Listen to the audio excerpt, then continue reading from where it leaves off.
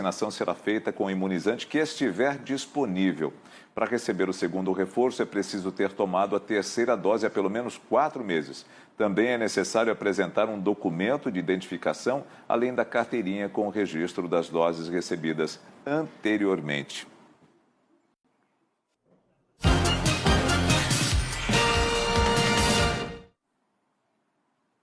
Mais uma vez, Nelson, acionando a nossa vinheta e o nosso telão aqui, Band Eleições.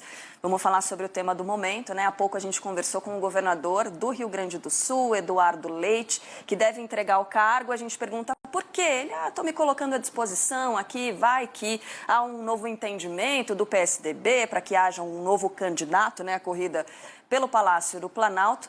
E agora a gente conversa com o ex-deputado suplente, de senador, agora José Aníbal, foi presidente do PSDB, e a gente fala justamente sobre essa decisão do Eduardo Leite de permanecer no partido, de não migrar para o PSD. Primeiro pergunto para o senhor, boa tarde, se foi uma surpresa, se essa costura para que ele permanecesse no PSDB também tem um dedinho do senhor. Boa tarde mais uma vez. Boa tarde.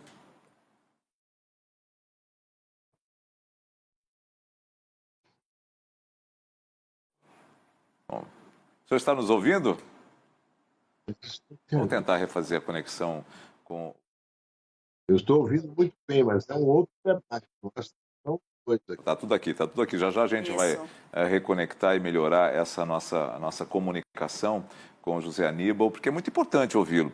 Ele faz parte exatamente desse lado que apoia essa possibilidade de Eduardo Leite vir a ser candidato à presidência da República, Não, já nem como pré-candidato, podendo ser já candidato na convenção que acontece em julho, Que todos os partidos vão fazer essas convenções, obviamente, E ele vai na mesma linha do Aécio Neves, que contrários até à posição do atual governador de São Paulo, João Dória, que também vai deixar o cargo agora no dia 2, tem que deixar, Nelson? Se ele quiser concorrer ao Palácio do Planalto, ele tem que deixar. São decisões difíceis, hein? São decisões difíceis. E, Nelson, será que então o José Aníbal é uma daquelas peças que as quais a gente se... Aquele apoio, Aquele apoio que nós perguntamos. Aquele apoio, pois é, porque... Para que essas decisões tão difíceis, como você disse, para que elas sejam tomadas, é preciso haver uma costura e uma base muito sólida, para que o candidato não se jogue sozinho ao espaço aberto sem saber o que vai acontecer. Então, a gente vai conversar daqui a pouco. Os apoios são importantíssimos. Os apoios são importantíssimos porque quando a gente fala assim, o voto é importante, sim, é importante, mas para que o voto chegue precisa ter o apoio. O apoio são os palanques que você vai ter nas grandes cidades, nas pequenas cidades, nas cidades médias, e isso exatamente é costurado ao longo do tempo, e às vezes o tempo não é tão grande assim. Então vamos conversar com o José Aníbal, é um prazer tê-lo aqui mais uma vez com a gente. O senhor nos ouve bem agora? Muito bem, prazer igual, Nelson, Carla. Falar com vocês e os telespectadores. Prazer Vamos lá, Carla, nosso. manda a sua pergunta aí. Pois é, nós estávamos aqui tentando montar as peças para saber como é que foi feita a costura para que Eduardo Leite permanecesse no PSDB. Pergunto se tem um dedinho do senhor nessa história e quais são as outras peças que montam, que criam essa ala do PSDB. Olha, em primeiro lugar, queria fazer uma breve observação sobre a minha satisfação de ver vocês mostrando aí aqueles que têm mais de 70 anos vacinando, É uma coisa animadora, Deixa a gente feliz realmente. Olha, na realidade, foram feitos vários movimentos. Esses movimentos tiveram uma motivação. Qual motivação? Terminadas as prévias, o Dória foi indicado candidato, 120 dias depois das prévias, o Dória continuou numa posição estável, pequena nas pesquisas de intenção de voto, 2%. E a rejeição, algumas vezes até crescente e já num nível muito elevado. Essa equação assusta muito todos os candidatos do partido, os candidatos a deputados estaduais, federais, senadores e governadores de estado. Isso motivou uma carta que foi endereçada ao Eduardo Leite há 10 dias atrás, instando o Eduardo a que continuasse no partido e que haveria, sim, um trabalho de abertura para conversar sobre essa nossa candidatura. E é o que está acontecendo agora, e vai se desdobrar. Eu vi o Nelson fazendo comentário que O tempo às vezes é curto, mas política é isso, depende de entendimentos, de convergências, não é? De você poder expor aquilo que pretende fazer, expor aquilo que já fez, não é? Seus antecedentes na política, e exatamente por saber que o Eduardo tem bons antecedentes, fez um excelente governo quando prefeito de Pelotas e agora quando governador do Rio Grande do Sul, muito bem avaliado. Ele conseguiu votar 2 reformas importantíssimas, previdenciária e administrativa. Com isso, ele voltou a pagar os salários em dias que não eram pagos em dia há muitos anos, o 13º no dia. O Estado voltou a investir e, sobretudo, ele construiu isso numa relação com a Assembleia Legislativa transparente, em torno a esse programa que, dando certo, como deu, beneficiaria a todos que dele participaram, no voto, na implementação, etc. E há, ademais, uma característica do Eduardo que sensibiliza muito o eleitor hoje. Ele não é aquele que fica dizendo que o problema do Brasil são o Nelson, a Carlos, a Aníbal, o Bolsonaro ou o Lula. São os nossos desafios, e que não são pequenos, são imensos. Metade da população brasileira está na pobreza ou na extrema pobreza. Então nós temos desafios imensos para resolver. Para isso, é preciso focar nos desafios e não transformar adversários em inimigos. Focar nos desafios e agregar. É assim que a gente espera que o Eduardo vá construir, nesses próximos 2 meses, um roteiro que vai fazê-lo conversar com a sociedade brasileira de forma mais tranquila, né? Sem as limitações que o cargo de governador impunha a ele. Eu perguntei isso ao governador Eduardo Leite. Obviamente que política é coragem, né? E política no Brasil não é coisa de principiante. Você tem que realmente ter bastante força, né? E bastante apoio. O apoio que hoje o Eduardo Leite tem é suficiente para, de repente, quebrar isso que está posto, que foi decidido lá em novembro pelo PSDB e que o próprio governador de São Paulo, João Dória, diz que poderá ser um golpe? O potencial que o Eduardo Leite tem, Nelson, eu acho que é suficiente para ele crescer rapidamente. Eu observo em diferentes setores da sociedade, diferentes setores, não só no mundo da política. No mundo da política eu observo com mais intensidade ainda, mas no mundo da sociedade de um modo geral, entre intelectuais, artistas, entre jovens, entre empresários, entre gente que não quer mais essa intolerância, né? Ele sente o Eduardo como uma esperança. Um sujeito jovem que não está comprometido com erros, né? E está procurando identificar os melhores caminhos, um caminho virtuoso para o Brasil. Tem bons antecedentes, não tem, a vida dele é totalmente transparente, tem coragem em assumir o que é a sua vida, né? E isso sensibilizou, inclusive, o Brasil, e tem um potencial de crescimento, de adesão voluntária grande, que ele mostrou nas próprias prévias. Até fevereiro do ano passado, mesmo o PSDB pouco conhecia o Eduardo.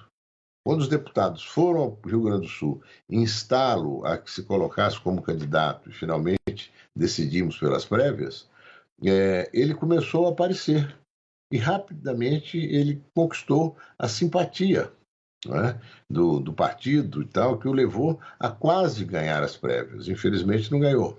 Mas, enfim, isso é uma página virada. Também não é uma página para ficar assistindo. Olha, não fazer o que as prévias diz é traição, é golpe, conversa.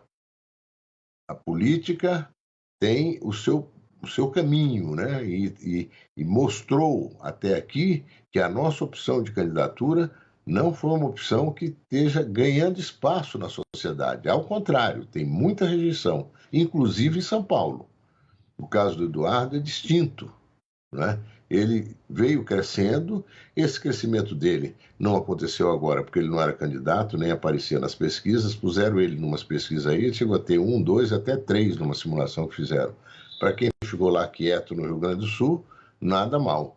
Mas daqui para frente, ele vai poder conversar. Ele destacou, inclusive, uma conversa que ele quer ter com a juventude, estimulando os jovens a tirarem o título de eleitor, o que é fundamental. Pois é, então na avaliação do senhor, pelo que é difícil entrevistar político, né, Nelson? Eles escapam da gente, das perguntas, tentam escapar, mas então... Mas eu não escapo. Não, essa parte final, então, da sua resposta indica que há, sim, brechas para que as prévias não sejam seguidas, quer dizer, somente quando da convenção do partido é que se vai conhecer o candidato do PSDB ao Palácio do Planalto? Olha, eu não sei exatamente como vai acontecer, mas eu acho que a convenção é o momento que você define a chapa. Vai acontecer na segunda quinzena de julho ou primeira quinzena de agosto. Portanto, tem um tempo enorme. Abril, maio, junho, julho. 4 meses. Agora, o que eu estou dizendo com clareza é o seguinte. O resultado das prévias foi um. O desdobramento dos resultados das prévias não sintoniza com o resultado das prévias. Não casa. O candidato não cresceu. O nosso candidato eleito nas prévias não cresceu. E é candidato a presidente há 3 anos. Desde que assumiu. Transformou, inclusive, a questão da vacina numa disputa eleitoral que fez com que ele perdesse muito o mérito de ter trazido a vacina, que é mérito dele. Mas, infelizmente, perdeu esse mérito. Então, ele é candidato há 3 anos e se encontra nessa situação. Governa São Paulo, um estado que tem recursos enormes. O ano passado teve um adicional de mais de 20 bilhões no ICMS. Não consegue ter uma política social que seja marcante. Não adianta reclamar que o povo não está reconhecendo. Não reconhece porque não vê um resultado que beneficie o povo mais diretamente. O fato é que não rolou, como dizem os jovens, até aqui. Pode mudar? Pode.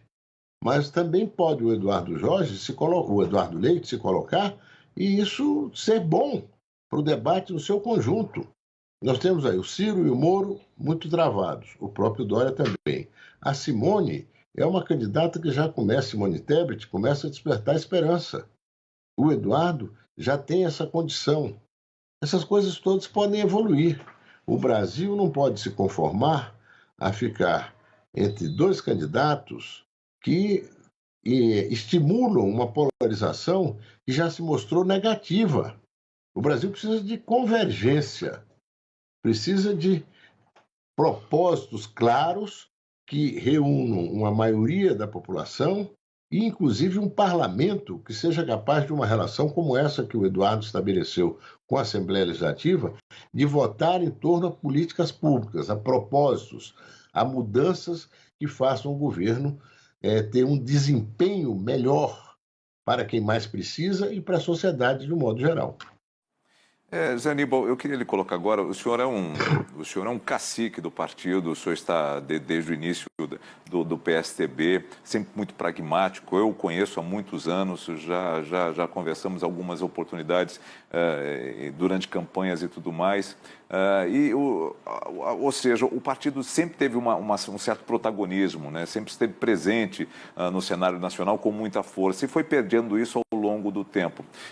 O senhor, José Serra e tantos outros, eu queria que o senhor pudesse falar agora 2 aspectos. Primeiro, o João Dória traiu essa confiança dos senhores?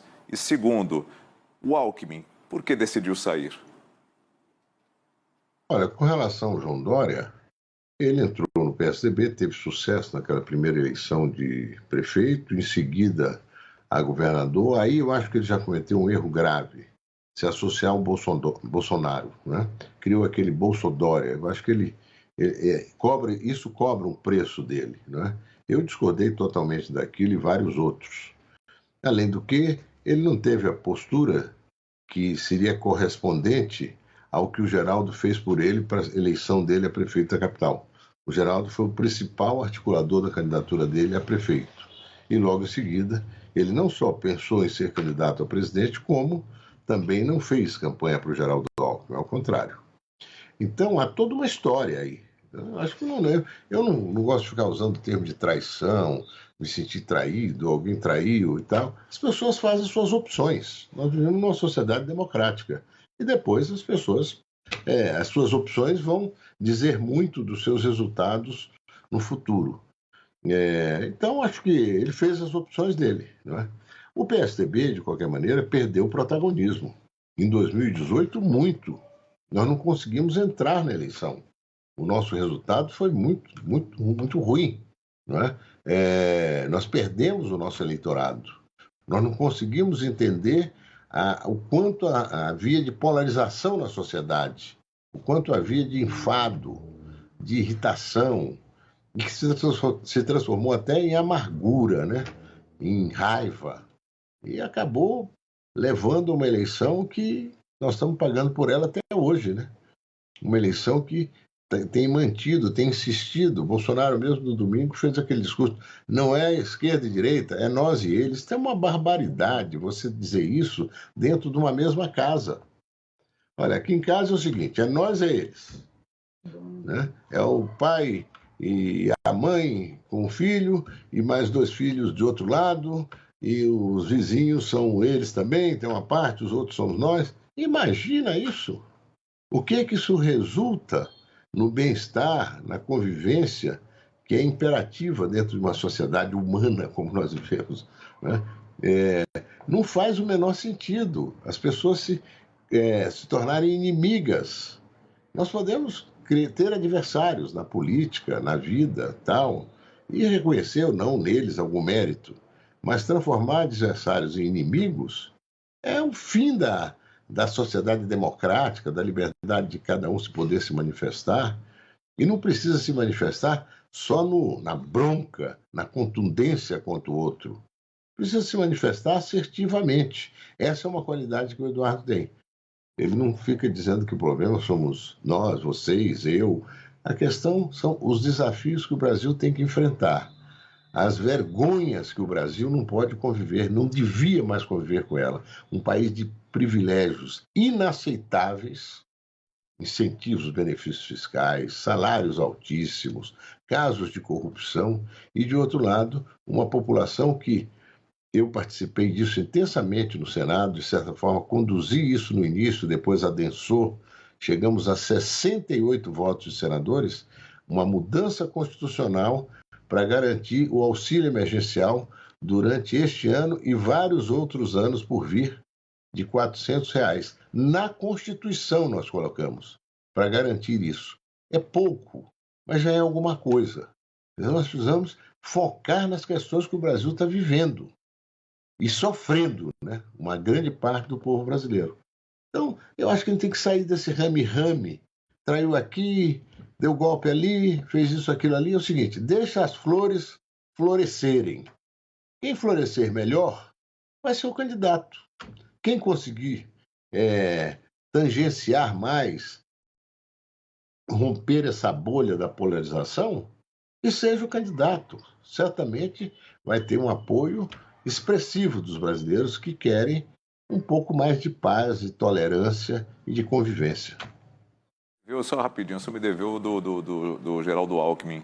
O que o senhor pensou a respeito da saída dele? Rapidamente, para a gente poder seguir para outra. Não, rapidamente. Eu não tiro razões dele, o Nelson, desculpe aí o tempo, eu não tiro as razões dele.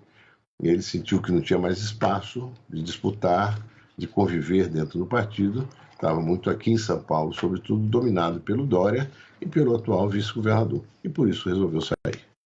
Perfeito. Bom, o senhor citou, né, aí para a gente encerrar, né, assim como a gente encerrou a entrevista com o governador do Rio Grande do Sul, Eduardo Leite. O senhor citou, né, o presidente da República falando em bem contra o mal, né, é uma campanha que se alimenta muito do antagonismo. E aí o senhor está falando sobre as características de Eduardo, de pacificação, de unificação.